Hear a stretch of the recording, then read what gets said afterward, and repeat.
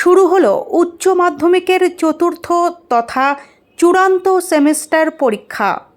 বৃহস্পতিবার 12ই ফেব্রুয়ারি থেকে শুরু হওয়া এই পরীক্ষার সঙ্গে একই সঙ্গে চলবে তৃতীয় সেমিস্টারের সাপ্লিমেন্টারি এবং পুরনো পদ্ধতির পরীক্ষাও। উচ্চ মাধ্যমিক শিক্ষা সংসদের তরফে এবার পরীক্ষার্থীদের সুবিধার্থে প্রশ্নপত্র পড়ে দেখার জন্য অতিরিক্ত 10 মিনিট সময় বরাদ্দ করা হয়েছে। এবারের পরীক্ষায় নিরাপত্তা ব্যবস্থাও থাকছে কড়া। পরীক্ষা কেন্দ্রে মোবাইল বা কোনো বৈদ্যুতিন যন্ত্র নিয়ে ঢোকার ওপর নিষেধাজ্ঞা জারি হয়েছে।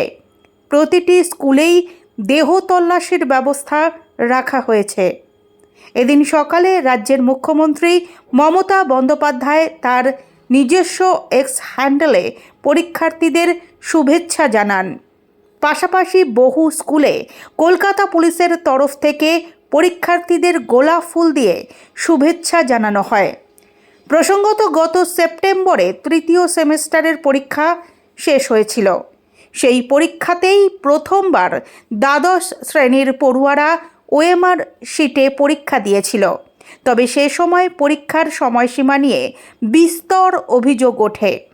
পরীক্ষার্থী, অভিভাবক, এমনকি শিক্ষক মহল থেকেও অভিযোগ করা হয়েছিল প্রশ্ন পড়ে দেখার জন্য পর্যাপ্ত সময় পাচ্ছে না পরীক্ষার্থীরা। সেই কারণেই চতুর্থ সেমিস্টারে অতিরিক্ত 10 মিনিট সময় দেওয়ার সিদ্ধান্ত নেওয়া হয়েছে। পরীক্ষার সময়সূচি অনুযায়ী চতুর্থ সেমিস্টার পরীক্ষা চলবে সকাল 10টা থেকে দুপুর 12টা পর্যন্ত।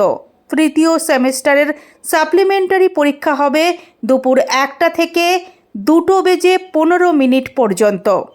অন্যদিকে পুরনো নিয়মে পরীক্ষা চলবে সকাল 10টা থেকে দুপুর 1:15 পর্যন্ত।